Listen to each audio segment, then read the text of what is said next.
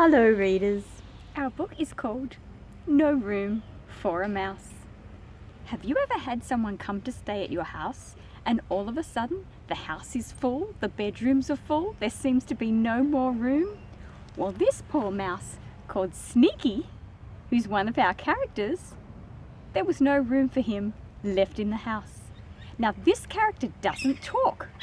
We don't really see much of him, but he's important because he is the reason that this story exists.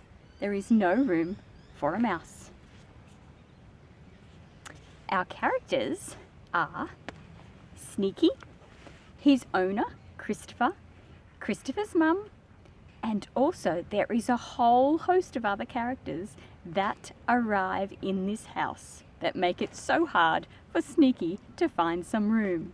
Here are some of the characters. We have a ringmaster, we have an old lady, we have a conductor of an orchestra, we have tigers, we have acrobats, we have circus performers and animals. We have so much stuff. There's no room. There's hardly any room for poor Sneaky.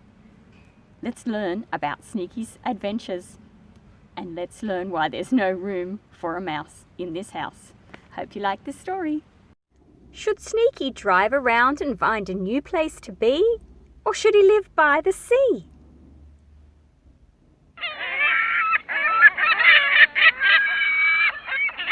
Oh my goodness, he doesn't look very impressed with those seagulls. Should he live in a boat?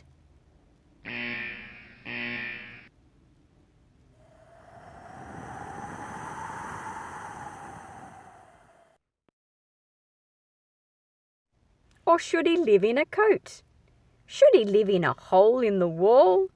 Or should he live nowhere at all? Should he wait for a bus? Or should he make quite a fuss? Poor Sneaky. So hard to find somewhere to live when your house is full of people and animals and creatures. Let's read this great story, No Room for a Mouse. I hope you love it. No Room for a Mouse. I really love the way that if you look around the cover, a lot of the characters from the story are hiding in the little letters of the title. It's written and illustrated by Carl Mewburn and Freya Blackwood, and it is published by Scholastic. So are you ready to listen to this super fun story, No Room for a Mouse? Christopher lived with his mum and his best friend Sneaky in a house with more rooms than Christopher could count. Let's take a look around this huge home that they live in. Look at all of those different rooms. There's even some on the side of the house. So much room for 2 people and 1 mouse.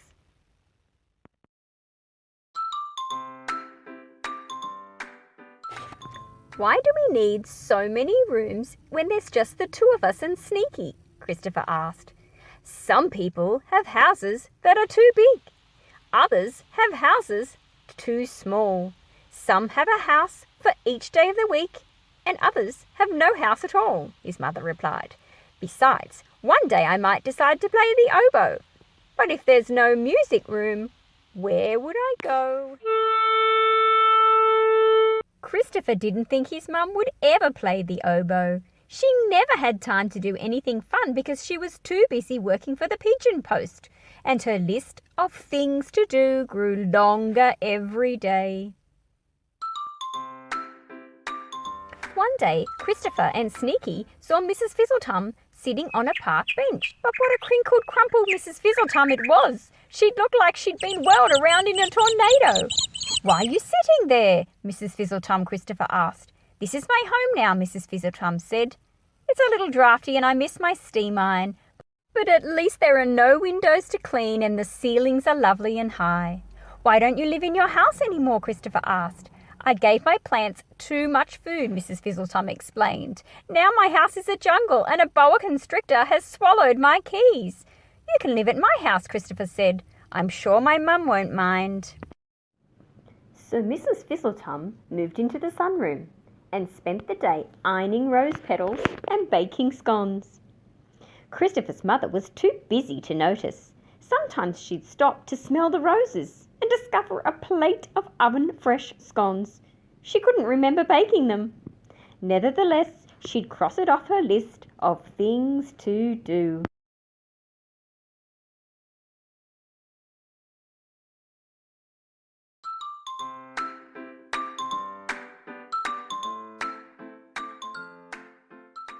The next day, Christopher and Sneaky were riding to school when they saw Melody Mistletoe and her family at the bus stop.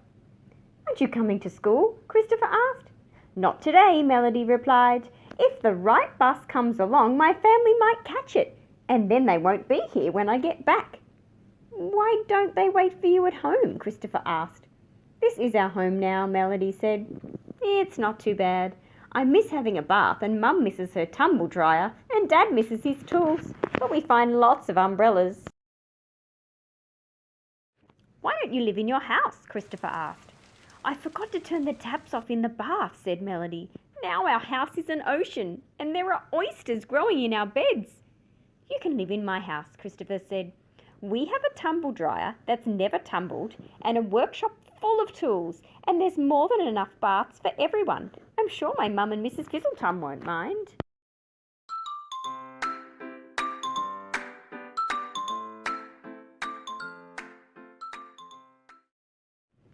So the Mistletoes grabbed their suitcases and their umbrellas, their lamp and Melody's goldfish Milky, and moved into Christopher's house. Mr. and Mrs. Mistletoe moved into the Hall of Mirrors, and Melody and Milky slept in the pantry. Christopher's mum was too busy to notice. Sometimes she'd stop to wonder why the floor was shaking and discover a switch had been fixed. She couldn't remember fixing it. Nevertheless, she'd cross it off her list of things to do. 2 days later, Christopher and Sneaky found their way was blocked by an orchestra. What are you doing on the footpath? We're trying to practice, the conductor shouted back. It's hard when the wind blows your music away and blackbirds pluck at your strings, but at least each note can float up to the clouds. Why don't you practice in the concert hall? Asked Christopher. A swarm of bees moved in, the conductor explained. Now the chandelier is a beehive and the box seats are full of honey. You can practice in my house, Christopher said. I'm sure my mum and Mrs. Fizzletum and the Mistletoes won't mind.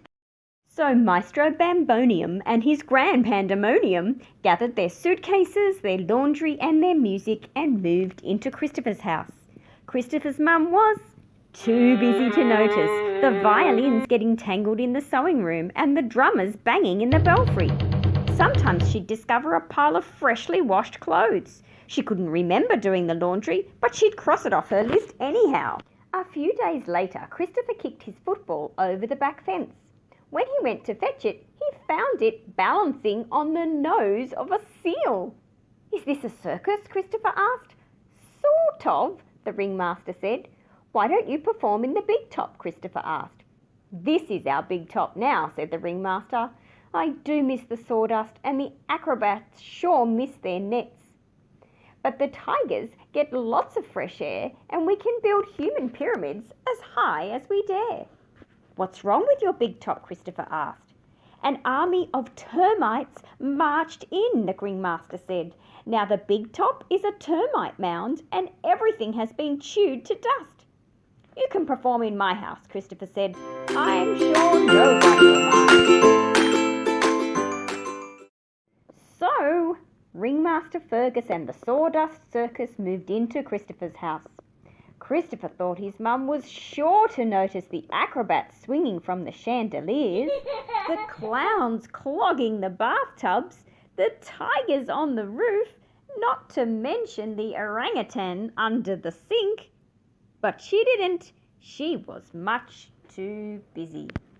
Now, the house that had once been so big was starting to feel small.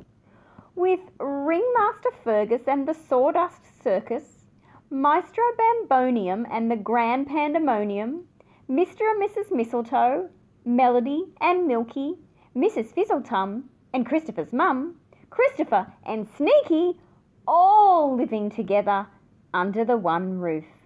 But even though the house was getting full, whenever Christopher and Sneaky met someone with nowhere to go, they invited them home.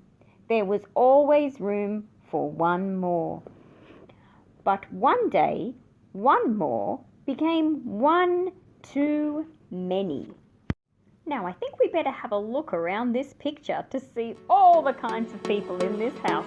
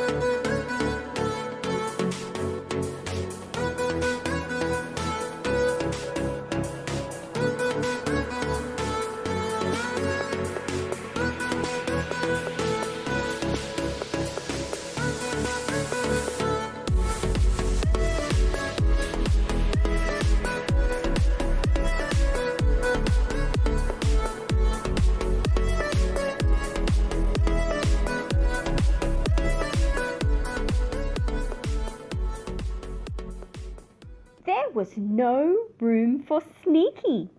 There must be room somewhere, said Christopher. He ran up the stairs, then ran back down. He measured every nook. He rearranged every cranny. He counted the rooms and double counted the guests. Wherever he looked, there was somebody there, and nowhere left for Sneaky. Until a pigeon flapped past and gave Christopher an idea.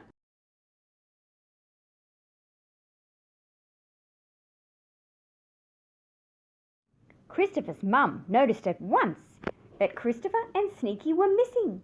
She wrote, "Find Christopher and Sneaky" at the top of her list, then started to look. Everyone joined in the search. Some looked high, others looked low. No door was left unopened, but there was no sign of Christopher or Sneaky and no room left to search except... Christopher's mum tugged at a rope hanging from the ceiling. Secret stairs unfolded. "Hi, Mum," said Christopher. Christopher's mum took out her list and crossed out "Find Christopher and Sneaky." When she saw there wasn't a single thing left to be done, she took out her pen and wrote "Have fun." And they did, living together in the very big house with not a single empty room. Oh my goodness, I hope you loved that story. It was so interesting and funny, and it was amazing to look for all those little characters and animals throughout that huge house. I'll see you next time for the next story. Bye.